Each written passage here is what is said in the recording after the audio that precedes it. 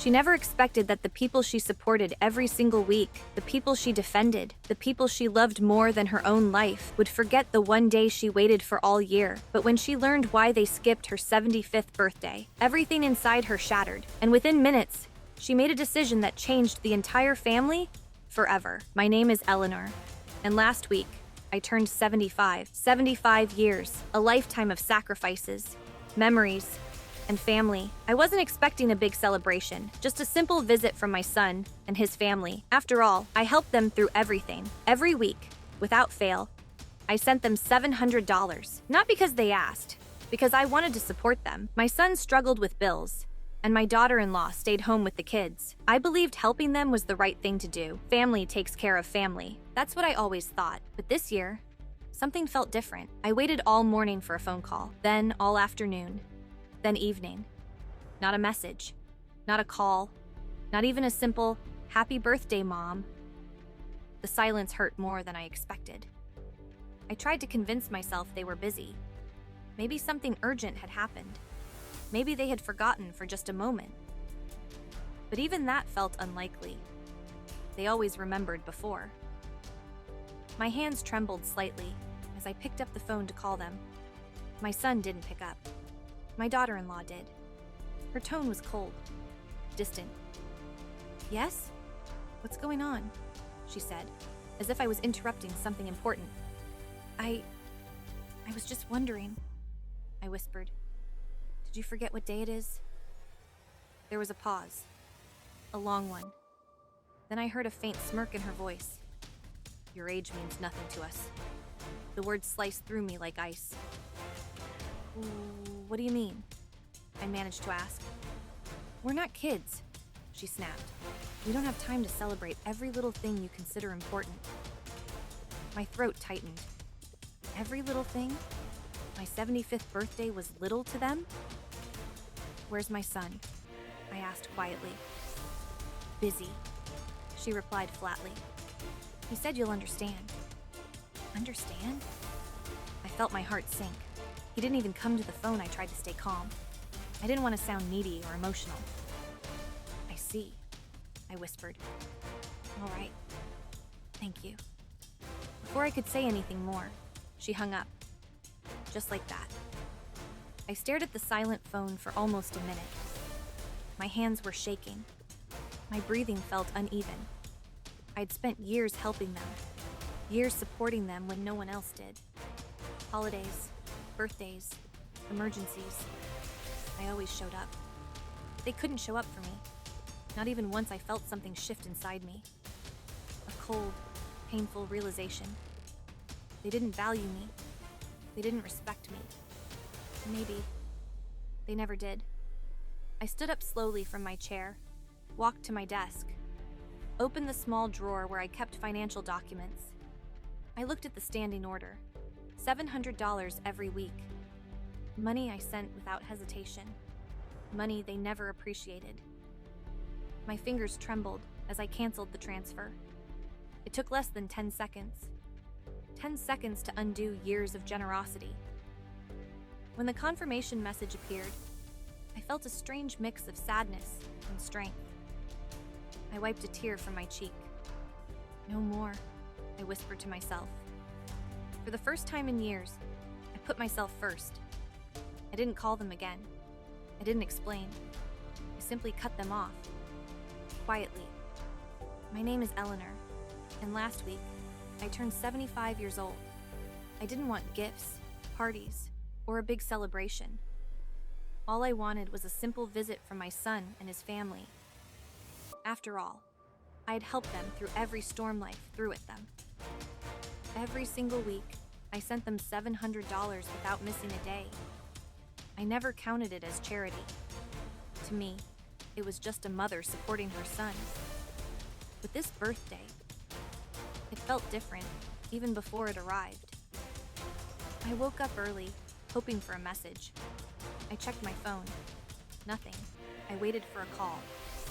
Hours passed, still nothing. My hands trembled a little as I made myself tea. Maybe they were planning a surprise. Maybe they were on their way. I kept telling myself positive things. anything to stop my heart from sinking. By afternoon, I couldn't ignore the truth. They hadn't called. They hadn't visited. They hadn't even texted. The silence felt louder than any words. Finally, I picked up the phone and called them myself. My son didn't answer. I tried again. Still nothing. On the third attempt, my daughter-in-law answered. Her voice sounded irritated, not concerned. "Yes? What is it?" she said sharply. Her tone made my heart tighten. I swallowed and asked softly, I was just wondering if you remembered what day it is?" There was a long, uncomfortable pause. Then she let out a small, mocking laugh. "Your age means nothing to us." Her words hit me like cold water. "What do you mean?" I stammered. "We don't celebrate every little thing you think is important," she said. "Little thing? My 75th birthday was a little thing?" I felt my heart crack slowly, painfully. "Where's my son?" I whispered. "Busy," she said flatly. "He said you'd understand." "Understand? After all I had done for them?" "I see," I murmured, trying not to sound hurt. She didn't even wait for me to finish. She hung up, just like that, without a goodbye. I stared at the phone, unable to move. The room felt heavier, colder. My entire body trembled, my breathing turned shallow. I had spent years supporting them financially, years loving them unconditionally. But they couldn't give me 5 minutes on my birthday. The realization settled in like a stone. They didn't value me anymore. Or maybe they never did. Slowly, I stood up from my chair. My knees felt weak, but my mind was suddenly clear. I walked toward the drawer where I kept all my financial documents. My hands shook as I opened it. Inside lay the standing order. $700 every week, sent automatically money that had kept them afloat for years. Money they never thanked me for. I stared at the document for a long moment.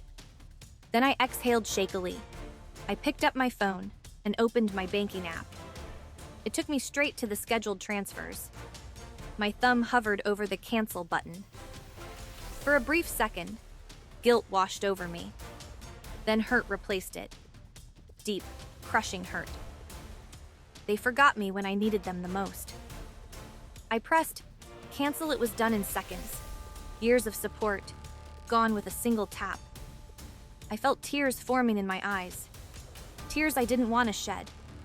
But they fell anyway. I wiped them away with shaking fingers. "No more," I whispered to myself. "I won't let them treat me like this." I turned off my phone and placed it on the table. I felt empty, but also strangely free. For the first time in years, I chose myself. The house felt too quiet. I sat back down, breathing slowly, trying to steady my heart. Minutes passed, then half an hour, then 35 minutes, and that's when my phone started ringing violently. I jumped slightly, startled. My heart pounded hard. It was my son calling. I stared at the screen, unsure whether to answer. Why now? Why after ignoring me all day? Why after those cruel words from his wife? The phone kept ringing, again and again. Then a message popped up, and another, all from him. My stomach twisted with nervousness. Something was wrong, very wrong. I finally picked up the phone with trembling hands. "Mom, please, you need to listen," he said quickly. His voice sounded shaky, almost scared. My heart dropped. "What happened?" I asked. And that's when the real story began. My son took a shaky breath before speaking.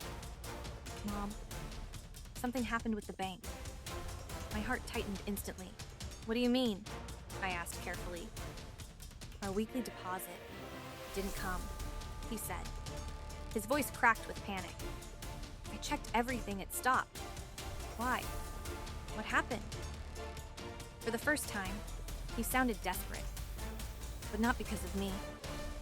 because of the money. That realization hit harder than anything else today. Didn't remember my birthday, I said quietly. Silence filled the line, heavy and uncomfortable. Then he whispered, "Mom, I'm sorry." But the apology felt forced, like he was only saying it because he needed the money back. "It wasn't just forgetting," I replied. It was the way she spoke to me. I could hear him swallow nervously. "I didn't know she said that," he muttered. "But you didn't call either," I reminded him softly. Another long silence. "Mom, can we talk about this? We really need that money."